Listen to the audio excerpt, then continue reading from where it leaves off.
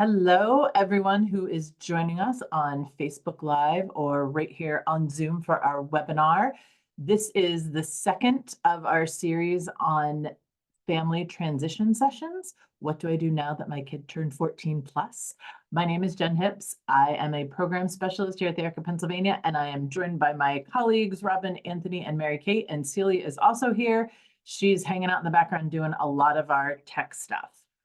So we just wanted to say good afternoon and get started. There are opportunities for you to ask questions. If you choose the Q&A option on the Zoom, that information is anonymous. If you would like to put your question in the chat box, that is also fine. Just know that your name is going to show up for that. Not a problem on our end. That's totally up to you.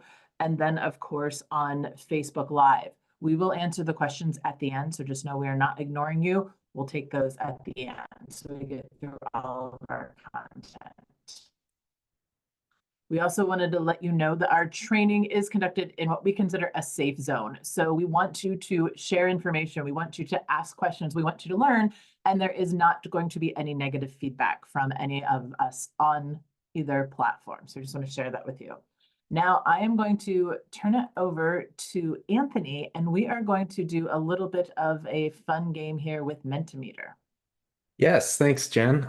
So Mentimeter is our online surveying service. So if you could just either scan the QR code or go to menti.com and type in the 8-digit code. And I'm going to give you one other option. I'm going to type into the chat for Zoom the link to just go straight into the survey. But basically, we want to be able to get your feedback so we can get a sense of how familiar you are with the Office of Voc Rehab. And then at the end of the presentation, we're also going to check in again and see if you guys have any suggestions for future topics. So we'll go over that together as a group. So if you can, go to menti.com, type in the 8-digit code, or follow the link I just posted in the chat, or scan that QR code. You got a couple options for joining there. And then once you are on, I will switch our screen over to the actual survey, and we'll start with some icebreaker activities. So I'm going to go ahead and start sharing that screen. And if you need assistance in getting to the menti.com website, let us know in the chat and we'll help you guys out with that direct link. So first question here today, do you prefer Wawa or Sheetz? This is the time-old question in Pennsylvania. Wawa or Sheetz? Okay. Wawa's catching up. Looks like people are joining. That's great. And yeah, Wawa's catching up. You know, we had this same exact presentation last night, and it was in Wawa's favor. So I'm happy to see some Sheetz love. I used to live in Harrisburg, and I love Sheetz. So it was always great to go there on road trips. But we're catching up. Oh, man. Yeah. Not that we're rooting for one over the other, everyone, but they're both great. It's good that we have options, right? We really yes. are lucky in Pennsylvania.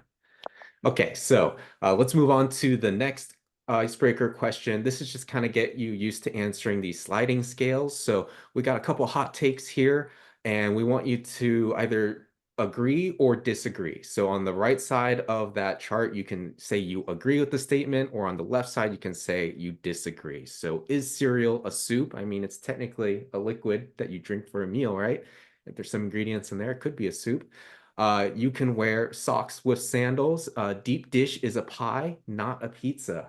So let us know what you think here. You know, I had my answer for soup. I was like, yeah, cereal is not a soup. It is something else because it's cold. And then I forgot gazpacho is cold soup, isn't it? That gazpacho, that's what gets you. Throws me off every time. And it's a meal, right? So just like is. soup, it is something you eat for your breakfast, or if you're like me at midnight, and it's great. Breakfast for dinner or a midnight snack. It's a great option. I didn't know there was a such thing as cold soup, and I feel like you just ruined my day. Because soup is supposed to be warm and fall and winter and you know, be that nice warm meal in your stomach, and you just This is the hot summer soup when you do not want like chili, you know, or chicken corn soup or ham and bean soup. It's the refreshing soup. Yeah, I do appreciate that. It seems like almost always a 50-50 split that deep dish is a pie and not a pizza. So always divisive. Okay, so let's get into the real questions here. We just want you to type in a few words and let us know how familiar are you with the Office of Vocational Rehabilitation? This is going to help us with kind of gearing our information that we're about to present so that we can give you the most relevant information possible. And it looks like someone says they're pretty familiar with it, so that's great. And just like Jen said earlier, this is a safe space. If you have tips on navigating OVR, advice on like what services are pretty good for you in your area, definitely share those in the chat if you feel like it. We've got some folks here who are not as familiar. That is fine too. We are here to give you a really kind of high level overview of how OVR can help you and your family, because they're a really great resource, especially as your child starts going into that high school and young adult age when you're starting to think about, oh, what are we going to do for work and how can we prepare our kids for getting jobs? Because I don't know about you guys, but when I was in high school, I didn't do a lot of that. I was a pretty lazy kid. So I definitely would have benefited from some internships, some career exploration, some work experience, maybe on-site supports, and OVR can provide all of those things and more.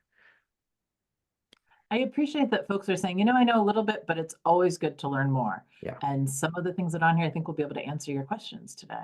Absolutely. And I know we're going to do pretty much like an introduction to OVR this session, but at the end, we will open it up to Q&As. So if you guys want to stick around towards the end, you are welcome to ask us questions about OVR and how to get in contact or anything else you might have. We will have time set aside for that for you guys. Okay, so let's move on to the next section here. Tell us a little bit about how much you know about OVR services. Are you familiar with all the various transition aid services and adult services? Do you know how to access OVR services?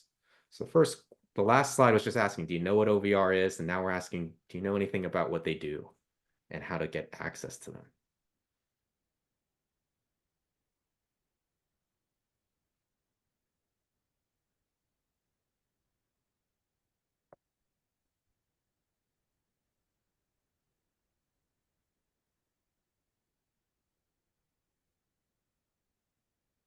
Okay. So it looks like we got quite a few answers here. I think we're ready to move back to the PowerPoint. So wrap up answering these questions, but in the next couple of seconds, if you can, just switch back to the Zoom. We are going to start sharing the PowerPoint and start talking about OVR with you guys. So thanks for listening to me. I'm going to hand it back to Jen. All right, thanks, Anthony. Mentimeter is something a few of us have been using for a little bit, and it's really fun. Last night was the first time I dove into it personally with this team. So the roadmap, the general idea for this session this afternoon, we're going to do 30 minutes of basic information and then 15 minutes of Q&A. If we do not have the answer to your question, we will make sure we get it for you. You've got some folks on here who are able to get you connected to the right resources. If we can't do that in our time together, we will get information from you and make sure you get the information and contacts that you need. And that basic information, and Anthony kind of spoke about it too, we are experts in our field, but we are not experts with Office of Vocational Rehabilitation. We work closely with them. We do a lot of work with transition age students and families and students who are a little bit older than transition age, but we do not work for OVR. So this is all very good, very pertinent, very correct information, but please know it is just like a high level overview, not taking a deeper dive. We have about a 4-part series with these parent sessions, 3 actually. And our last session, which can be found on the Padlet, which that link was put in the chat earlier, and we'll make sure it's popped in a few more times. If you click on any links in the chat, they'll open up in another screen on your browser, and you can bookmark them or just leave them up there to check up on later. Our last session, that recording is on there, as is the information, and we'll do the same thing. So this Padlet will constantly have more information added to it as we go throughout these sessions. Last time we talked about service coordination and ODP, Office of Developmental Programs, and the waiver system. Today, we're going to talk about Office of Vocational Rehab, OVR, Voc Rehab, all different names for the same office and the same group of services. And then the next session, we're going to talk about the ARC of Pennsylvania, what supports and services we provide, as well as resources to your local county ARCs, your local chapters, and other resources that you might find in the community that are helpful as you are transition age or your loved one turns transition age. When we were putting this together, we had heard from being out in the field, working with families, working with teachers and students, that this information is needed. And we often hear the question, why do I need to make these connections? Why do I need supports coordination? Why do I need OVR or ODP or be connected to the local art chapters? You need them and your students need them. When this last quote here on the bottom, you don't need to do this alone. The road trip is easier with a great team along for the ride. When you have support systems for you and you get truly a whole team of people supporting you, supporting your student. Lots of people know lots of information, so the more you can gather on your team, the better. And I think about a road trip where you've got somebody who knows how to get there, somebody who's a good driver, someone who's in charge of the music or the audiobooks, and someone brings snacks and drinks. Those are all of the parts that really help make a successful trip. So getting all of these agencies on board, getting these people who have your back and can give you information and help make connections for you is really important. For some of these connections, there are timelines. You don't want to miss the timeline. You want to be ahead of the game if at all possible. These agencies, these connections also provide supports, services, and financial help. So these are available to you or to your student, to your child. So you want to make sure you have access to those because they're out there as a service that you can benefit from and really use. So we will jump into Office of Vocational Rehabilitation, or OVR. There are regional offices across the state of Pennsylvania. That link will be in the chat. It will also be on the Padlet. So you would want to find the office for the county where you live, and they cover a variety of counties. OVR is part of the Department of Labor and Industry. They provide vocational rehabilitation, it's a very big word, and it's not even early this morning, rehabilitation services to help folks with disabilities prepare for, obtain, or maintain employment. So any one of those three or a combination of those. So get ready for a job, get ready for employment, all of those, filling out applications, creating a resume, those types of things. Actually get that employment, get that job, and then stay employed. What supports and services do you need to be successful at your job? Services can start while a student is still in high school. So in Pennsylvania, 14 is the transition age. Federally, the federal agencies say it's 16. Pennsylvania starts things a little earlier, which honestly, for me, in my opinion, earlier is better. So where you can start working with students as young as 14, talking about transition, they're active in their IEP meetings, they're talking about, hey, this is what I enjoy, this is what I'm good at, this is where I need help, and advocating. Students can participate in high school through OVR's pre-ETS program. You might hear us say pre-ETS, and that stands for Pre-Employment Transition Services. And that, again, is something where the OVR staff comes into the high school, works with the students. It's usually a small group, and they go through a curriculum.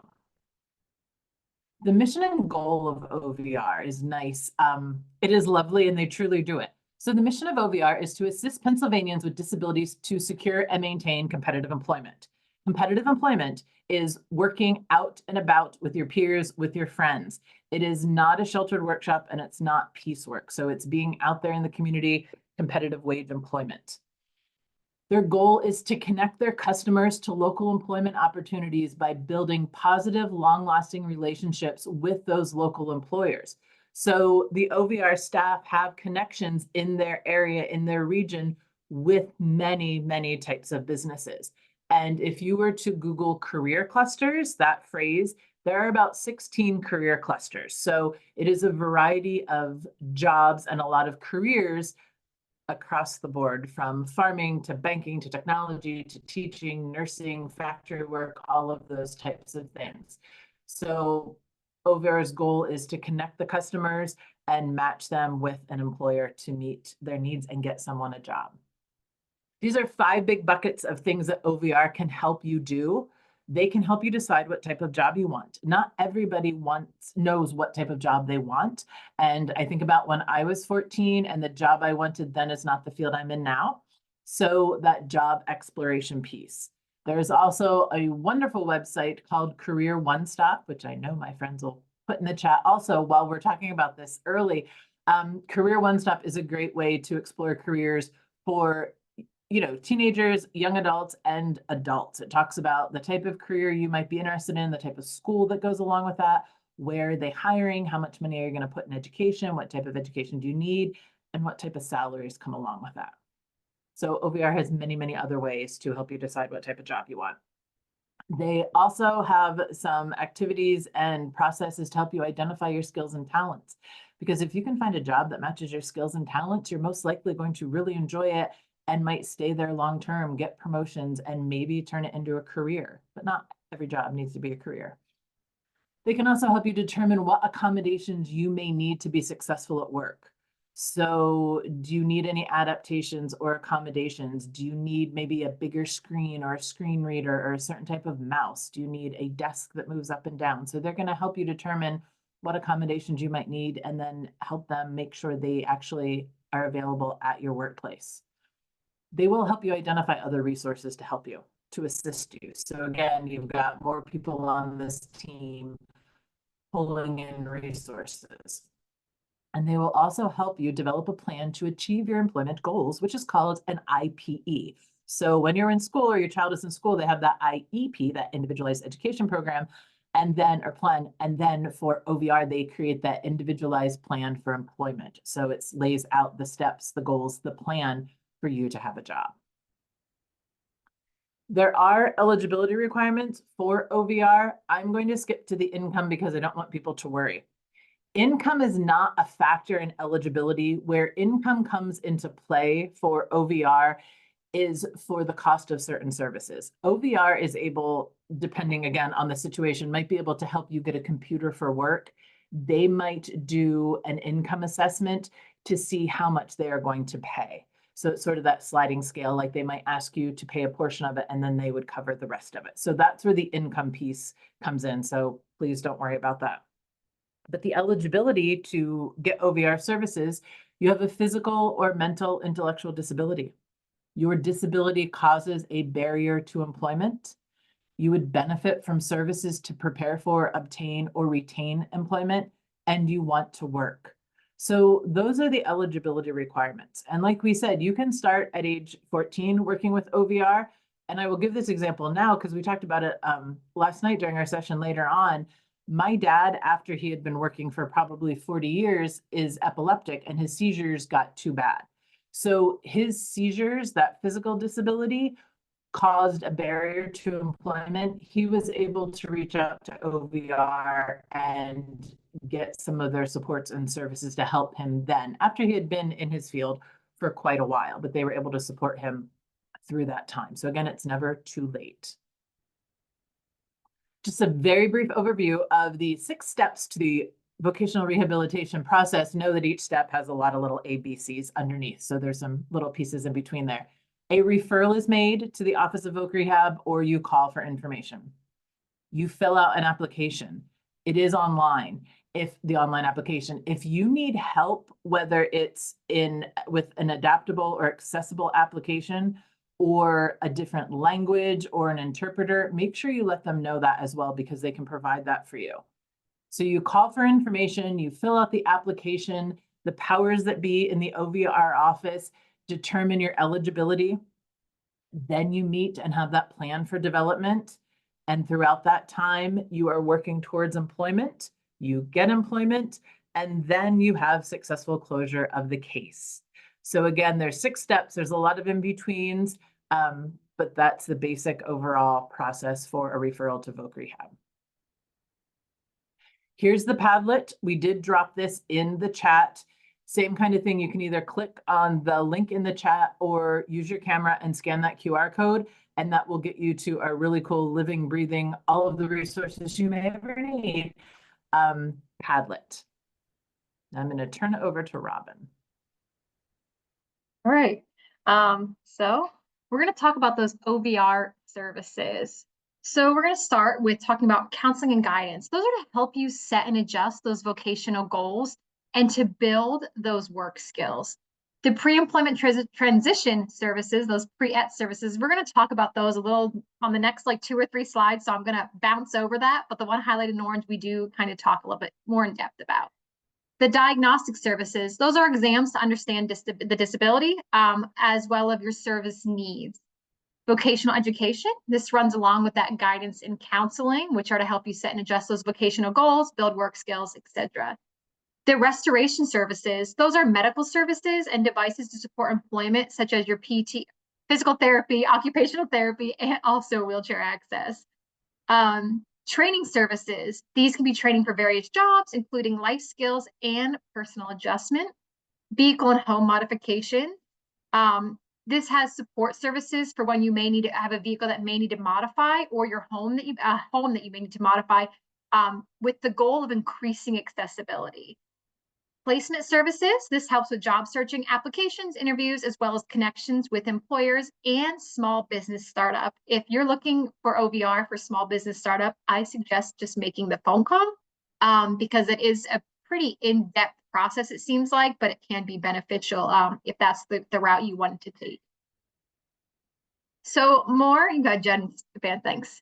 More OVR services, additional blind and visual services. So blind skills training, and I'm going to use this without using the acronym. It's actually a virtual reality program. So it helps individuals with learning how to be in certain situations without actually having to place them in that situation for the first time.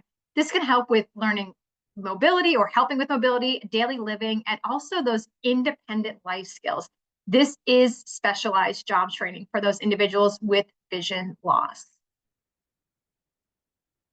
So we're going to go to that pre-employment transition services. That's that word that was highlighted in orange on that previous slide. So pre-ETS is to help students with disabilities learn about themselves, understand work requirements, practice work skills, and choose a career and explore training options. Pre-ETS are meant to supplement, not replace, transition services a student may be receiving through a school or social provider. OVR works with students and their families, their schools, and community partners to enrich that transition process. So really, the pre-ETS is about transition. And then the types of pre-employment transition services. There's the self-advocacy instruction, which helps students with disabilities build skills to solve problems and communicate their own needs and interests. That self-advocacy piece is very important, and you're going to hear us talk a little bit more about it in a few slides too. Job exploration helps students with disabilities learn about jobs and pick that career. And that workplace readiness training. This teaches students with disabilities how to get and keep a job. And there is a little link here I keep trying to drop in the chat when I'm presenting, just because it is here for us to use as a reference, but I also think it's a great reference for you guys to also have. So there you go. All right. So types of pre-employment services, there's that work-based learning experience. This uses community workplaces to provide students with disabilities the knowledge and skills that will help them connect school experiences to real-life work activities and future career opportunities. And that counseling on post-secondary options helps students with disabilities decide if college or training after high school is right for them. Ultimately, in the end, the choice is always going to be theirs. You can go ahead and advance it, Jen. And then your rights and responsibilities with OVR. You have the right to change counselors. You or the individual who's getting OVR services, if you're attending this for somebody you work with, or maybe your son or daughter, you know, they're in charge of the rehabilitation program. And that self-advocacy piece, we want them to be able to help themselves, being able to speak up for themselves, say when something doesn't feel right. That's very important. The reevaluation is another right. Participants actively in setting your own vocational goals and work hard to reach them. You know, we want to make sure the individuals that are going through OVR are working towards the goals that they want to achieve. Sometimes we think that they want to work in some kind of setting, and we learn later on that they did not, but they did not have the words to express that, or maybe they were feeling a little pressured to succeed in a job that wasn't quite for them. So, you know, having them really set their goals, what they are, and work hard to reach them. Continuation of services if you move out of state. So if you're planning to move, you should talk to the counselor about the needs, deadlines, and anything else that could speed up, or if needed, slow down, or to stop you from starting and maintaining a career. Really, communication is key, and don't be afraid to ask questions or call. OVR counselors are very busy. They might take a little bit to get back to you, unfortunately, but That's the best way to get those questions answered. And then the last one is confidentiality, which I think is pretty self-explanatory in this field. Some other key pieces that we just like to throw out there, or like tips or tricks, is to keep all appointments. And if you can't be there, once again, call, email, whatever the best form of communication you have with your OVR counselor is, because they are super busy and maybe getting another appointment might be a little bit of a squeeze for them. So we want to make sure we're keeping that line of communication open. Ask questions if you do not understand something. I don't like the phrase, there's no stupid questions, but there is none. Don't be afraid to ask those questions. And be honest about your needs and feelings. If something's not working out, if something doesn't feel right, if you want to maybe change a goal, that's all things that you can do with OVR, because it is your future. And also that last piece, which is self-advocacy. Don't be afraid to be helping yourself. If you are the individual working with OVR, if you're the parent or the service that's helping an individual get through the OVR process, encourage them to help themselves too. Encourage them to have that advocacy piece and being able to speak up for themselves. I feel like we spend a lot of time on this slide, but that's really important. That piece about being honest about your needs and feelings. The client is the one that OVR is working with and finding that job. And like Robin said, sometimes we have to be like, oh, this kid would love to do this, or they'd be really great at that. And that student is like, no, that is not what I want. Or the person that we're finding the jobs for, no, thank you. I appreciate your insight, but that's not what I want.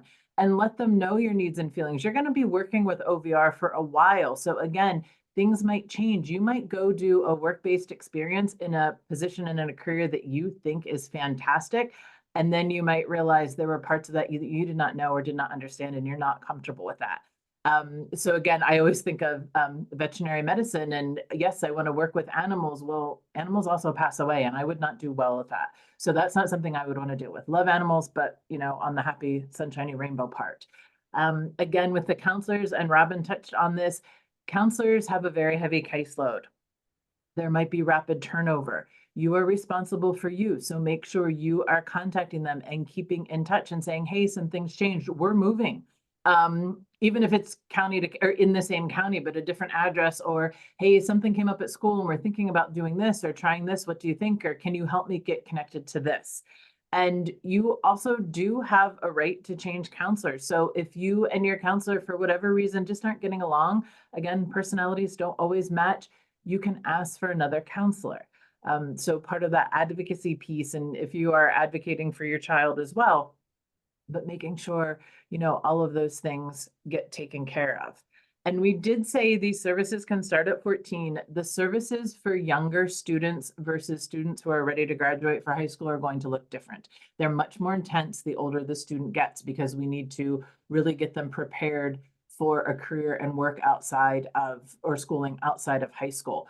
So while a 14-year-old might not be going on those work-based experiences, they might be working on soft skills, like making sure you're ready for work and what do you need to be prepared to go to work, and those executive function skills of they need to be to work at 9 o'clock in the morning. What time do I need to get up, and what does my day look like? And also that career exploration piece. So OVR has their own curriculum that they follow. It's different than what would be happening in the school district with the transition team. And again, it's just really a good opportunity and a good group of folks to get connected to. I'm going to put the Mentimeter back up. So we're almost to the question and answer period, but we're going to ask you some more questions on Mentimeter. Yeah, so we're going to do that some follow-up questions on Mentimeter.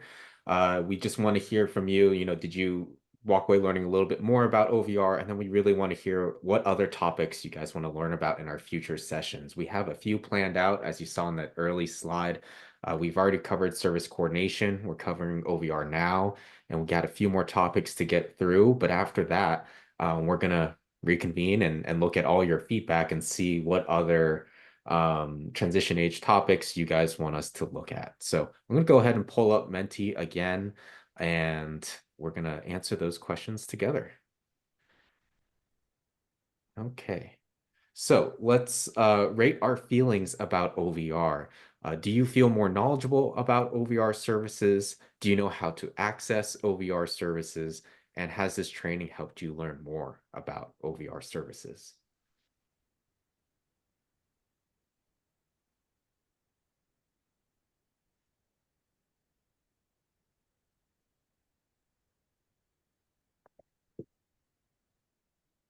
And if someone could help share that direct link to Mentimeter in the chat again, I think that would help some folks that are joining late.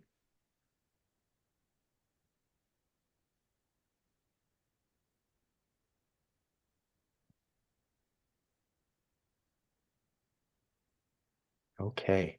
And you still have time to answer this question if you're still joining on to Menti, no problem. I'm going to go ahead and move on to the next slide so we have as much time as possible set aside for questions. So now we want you guys to just type in a few words, what other topics do you want to learn about? Is there something that you've always wanted to ask? Maybe how do I prepare my kid for college? What about housing assistance? Are there any other programs that you want to learn about, waiver funding, things like that? Feel free to type that into this on this page for Mentimeter.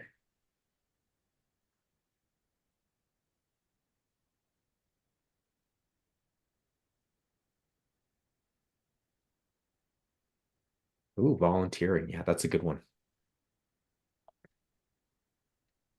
And just so you know, we always want to say this. Yeah, good. Now more are coming up. Like they do fill up and it's sort of like a nice word bank. And if you happen to write the same word, it's going to look a little bit bigger. Yeah, social skills programs, great. Those are definitely an option. In school and after you graduate, there are programs out there that can help you with that. In school, hopefully that's something you can advocate for in your IEPs. And also OVR has some classes about soft skills. That's what Jen was talking about. Is that how do you socialize with your coworkers? How do you talk to your supervisors? How do you navigate the workplace and advocate for yourself, when you're working at a job? Those are all incredibly important skills and aren't always necessarily covered in the gen ed curriculum. So OVR can definitely step in and help you with that.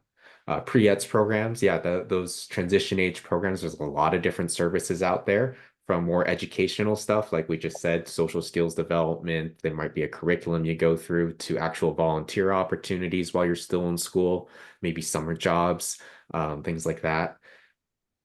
Community day programs. Yes. Homeschoolers still get access to OVR. It is available to anyone as long as you live in Pennsylvania. In fact, every state has some version of Voc Rehab.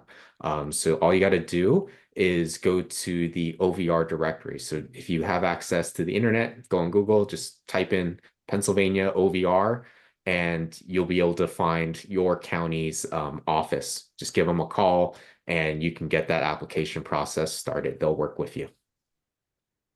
And also, we talked a lot about how this can be a transition age program, but OVR, their primary, I think a majority of their services are for adults. So once your kid graduates, definitely utilize this as a great resource. It's great that you are still in school, your kids are still in school, so you can develop that relationship. You can fill out that application process, because once you're in, you hopefully don't need to reapply once you become an adult. And you can just continue those services after graduation. So you can help your kid achieve their career goals. And I want to stress again, if you have questions about like, well, what do you do after school, and where do we get services? Because, when you're a parent, the schools, they come to you, right? They give you all the services you need for the most part. But once your kid graduates out of the school system, what do? Definitely check out our Padlet. We have a recording of our last session, which covered that topic, which is all about service coordination. These are individuals who will help you as long as you have applied for waiver programs and you're eligible for them. They can help you with stuff like community day programs, employment services, medical assistance, all types of stuff. So that is a really important topic and was the first one we covered. And our Padlet has a recording of that session. So definitely pay attention to that one. I just wanted to speak on, okay, it moved. All right, there we go. Social skills program. So again, there are agencies that do that, OVR, things like that. Another huge piece to that is really thinking about social capital. Who does your kid hang out with? Who do you hang out with? And making sure you've got that friend and acquaintance group. So spending time in your community, doing things you enjoy doing. If you all go to the YMCA, we're all going to the YMCA as a family, volunteering, all of those types of things help build social capital, which is invaluable to all of our lives. but it also helps you practice those social skills. And a lot of social skills can be learned through modeling, observing, and really practicing, and sort of having that conversation. Hey, we're going to go do this. What are the steps that we might think about, or what happens if we run into a little hiccup ordering at Subway or things like that. And if you asked a question, we didn't answer it the way, or you might need some more information, just let us know.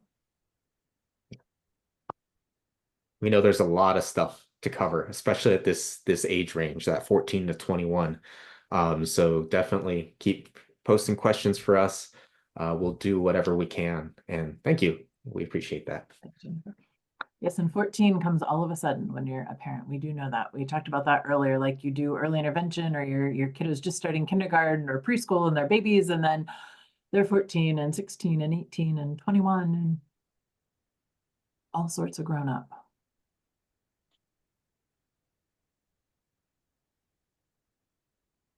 So yes, definitely please check out the Padlet.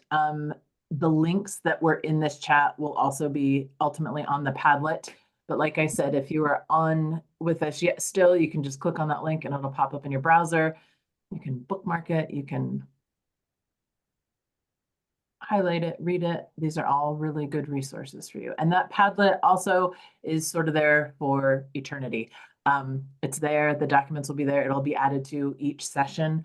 Our next session, I don't have the dates for it, is in November at the end of the month. Somebody putting it in the chat.